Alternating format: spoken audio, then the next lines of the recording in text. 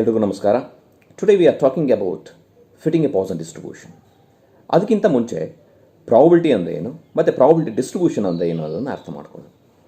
In our day to day life we use the concept of probability knowingly or unknowingly by using the different terms like the probable, likely to, chances, like that. ನಮ್ಮ ನಿತ್ಯ ಜೀವನದಲ್ಲಿ ನಾವು probability ಕಾನ್ಸೆಪ್ಟ್ನ apply ಮಾಡ್ತಾನೆ ಇರ್ತೀವಿ. For example, when we look at the cloud, we can determine whether it would be raining today or not. ನಾವು ಮೋಡಗಳನ್ನು ನೋಡಿದಾಗ ಇವತ್ತು ಮಳೆ ಬರಬಹುದಾ ಅಥವಾ ಬರೋದಿಲ್ವಾ ಅಂತಕ್ಕಂಥದ್ದನ್ನು ಊಹೆ ಮಾಡ್ತೀವಿ. That is the concept of the probability. ಮತ್ತು the concept of the probability is applied in each and every areas, even in the business also. ಹಾಗಾದರೆ ಪ್ರಾಬಬಿಲಿಟಿ ಅಂದರೆ ಏನು ಅಂತಂದರೆ, the probability means the chances of happening of a particular event or not.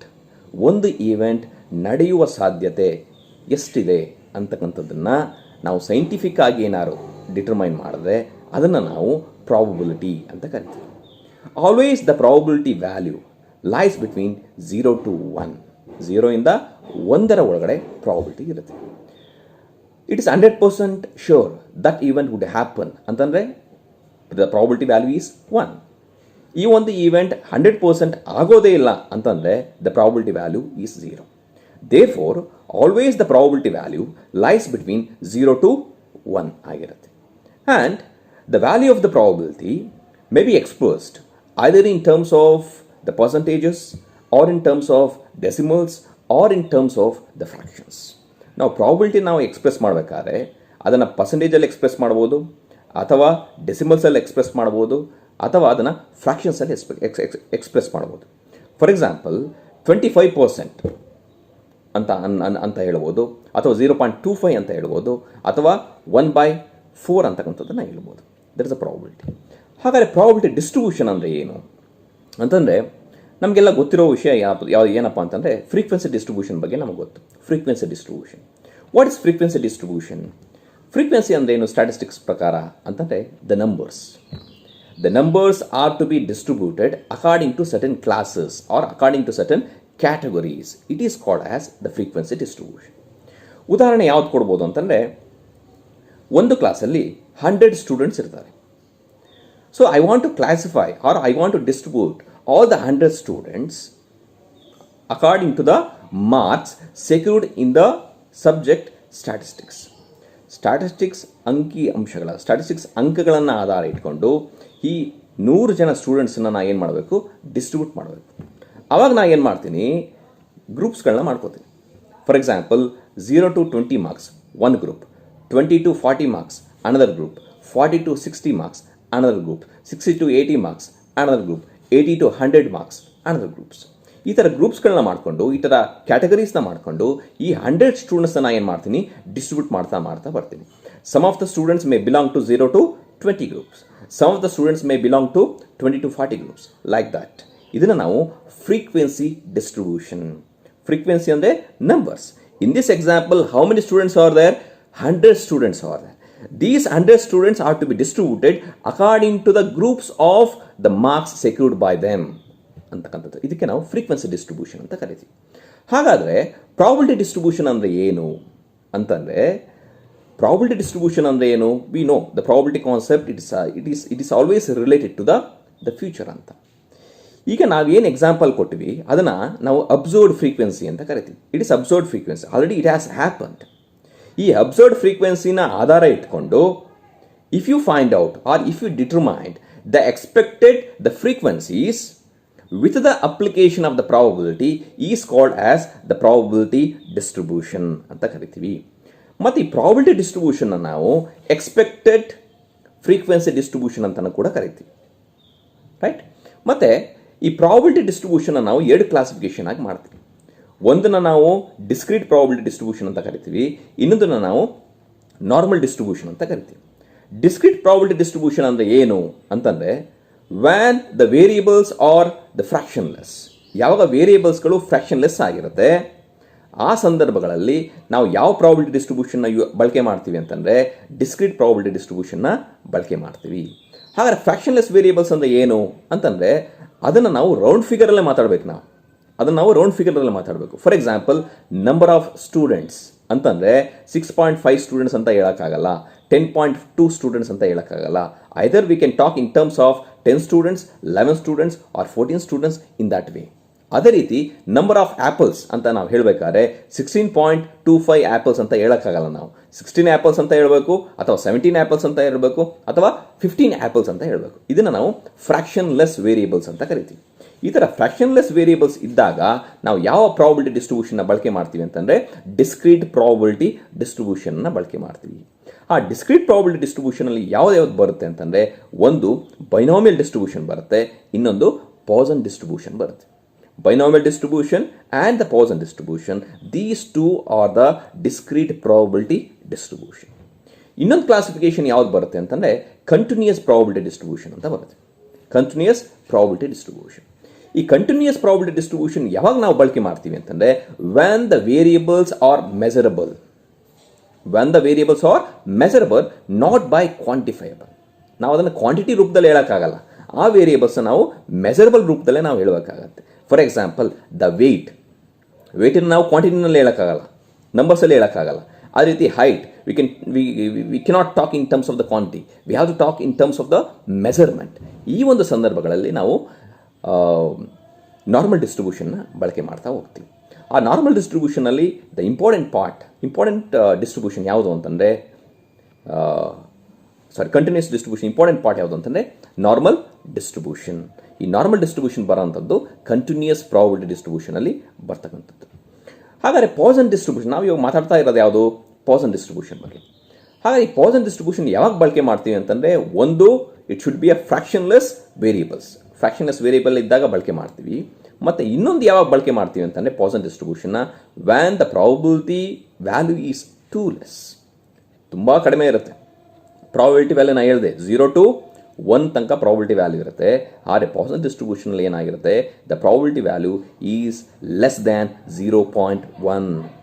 Probability value ತುಂಬ ಕಡಿಮೆ ಇರುತ್ತೆ ಮತ್ತು ನಂಬರ್ಸ್ಗಳು ಜಾಸ್ತಿ ಇರುತ್ತೆ. n should be high and the probability value is too less. In this cases we use the Poisson probability distribution. ಆವಾಗ ನಾವು ಅದನ್ನು ಅಪ್ಲೈ ಮಾಡ್ತೀವಿ. ಇವಾಗ ಏನು ಮಾಡೋಣ ಅಂತಂದರೆ, ಪಾಸನ್ ಡಿಸ್ಟ್ರಿಬ್ಯೂಷನಲ್ಲಿ ಹೇಗೆ ಪ್ರಾಬ್ಲಮ್ ಮಾಡೋದು ಅನ್ನೋದನ್ನು ಡಿಸ್ಕಸ್ ಮಾಡಿ.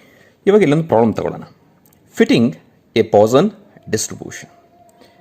ಈ ಪ್ರಾಬ್ಲಮಲ್ಲಿ ಏನು ಕೊಟ್ಟಿದ್ದಾನೆ, ಒಂದು ವೇರಿಯೇಬಲ್ ಕೊಟ್ಟಿದ್ದಾನೆ ಮತ್ತು ಇನ್ನೊಂದು ಫ್ರೀಕ್ವೆನ್ಸಿ ಕೊಟ್ಟಿದ್ದಾನೆ, X and F. X is the variable, F is the frequencies.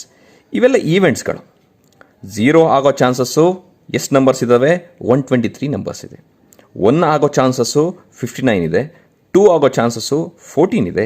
3 ಆಗೋ ಚಾನ್ಸಸ್ಸು 3 ಇದೆ. 4 ಆಗೋ ಚಾನ್ಸಸ್ಸು 1 ಇದೆ. The total number is 200. ಇದನ್ನು ಪ್ರಾಬ್ಲಮ್ ಕೊಟ್ಟಿದ್ದಾನೆ. ಇದನ್ನು ನಾವೇನಂತ ಕರಿತೀವಿ? ಅಬ್ಸರ್ವ್ಡ್ ಫ್ರೀಕ್ವೆನ್ಸಿ ಅಂತ ಕರಿತೀವಿ. Here the total 200 is distributed according to the classes, according to the number of events happened ಅನ್ನೋದ್ರ ಮೇಲೆ ನಾವು ಡಿಸ್ಟ್ರಿಬ್ಯೂಟ್ ಮಾಡಿದ್ದೀವಿ. ಇದನ್ನು ನಾವು ಅಬ್ಸರ್ವ್ಡ್ ಫ್ರೀಕ್ವೆನ್ಸೀಸ್ ಅಂತ ಕರಿತೀವಿ. ಈ ಅಬ್ಸರ್ವ್ಡ್ ಫ್ರೀಕ್ವೆನ್ಸೀಸ್ನ ಆಧಾರ ಇಟ್ಕೊಂಡು we should determine the expected the ಫ್ರೀಕ್ವೆನ್ಸೀಸ್ನ ನಾವು ಫ್ರೇಮ್ ಮಾಡ್ಕೋಬೇಕು. ಅದು ಹೇಗೆ ಮಾಡೋದು ಅಂತಂದರೆ, ಮೊದಲನೇದಾಗಿ ನಾವೇನು ಮಾಡಬೇಕು? ಮೊದಲನೇದಾಗಿ ಮೀನ್ ವ್ಯಾಲ್ಯೂನ ನಾವು ಕಂಡುಹಿಡಬೇಕು. ಮೀನ್ ವ್ಯಾಲ್ಯೂ ಅಂದರೆ ಆ್ಯಾವ್ರೇಜ್ ವ್ಯಾಲ್ಯೂನ ನಾವು ಕಂಡುಹಿಡ್ಕೋಬೇಕು. ಮೀನ್ ವ್ಯಾಲ್ಯೂಗೆ ಏನು ಫಾರ್ಮುಲಾ ಬರುತ್ತೆ ಅಂತಂದರೆ, M is equal to summation F X divided by N ಅಂತ ಬರುತ್ತೆ. ಆವಾಗ ನಾವೇನು ಮಾಡಬೇಕಾಗತ್ತೆ? ಎಫ್ ಆ್ಯಂಡ್ ಎಕ್ಸ್ ಇವೆರಡನ್ನು ಮಲ್ಟಿಪ್ಲೈ ಮಾಡಬೇಕಾಗತ್ತೆ. ಇಲ್ಲಿ ಒಂದು ಕಾಲಮ್ ಹಾಕೋತೀನಿ ನಾವು.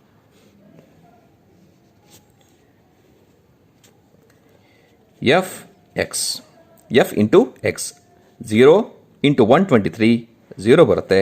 1 ಇಂಟು 59 59, 2 ಇಂಟು 14 28, 3 ಇಂಟು 3 9, 4 ಇಂಟು 1 4. ಇವಿಷ್ಟನ್ನು ಟೋಟಲ್ ಮಾಡಿದಾಗ ಎಷ್ಟು ಬರುತ್ತೆ ಅಂತಂದರೆ, it should be 100. It is the summation F X. ಇವಾಗ ನಾವೇನು ಮಾಡೋಣ? ಸಬ್ಸ್ಟಿಟ್ಯೂಟ್ ಮಾಡೋಣ. Summation F X is equal to 100 divided by N is 200. The value is 0.5 ಬರುತ್ತೆ. ಈ 0.5ಗೆ ನಾವೇನು ಮಾಡಬೇಕು? ಪಾಸನ್ ಡಿಸ್ಟ್ರಿಬ್ಯೂಷನ್ದು ವ್ಯಾಲ್ಯೂ ನೋಡಬೇಕು. E to the power of minus M ನೋಡ್ಕೋಬೇಕು ನಾವು. E to the power of minus M ಅಂತಂದರೆ E to the power of minus 0.5. ಇದನ್ನು ನಾವು ಟೇಬಲಲ್ಲಿ ನೋಡಿದಾಗ ಅದು ವ್ಯಾಲ್ಯೂ ಎಷ್ಟು ಬರುತ್ತೆ? 0.60 0.6065 ಬರುತ್ತೆ. 0.6065 ಬರುತ್ತೆ. ರೈಟ್. ಇವಾಗ ನಾವೇನು ಮಾಡಬೇಕು? The next is the events. It should be called as X.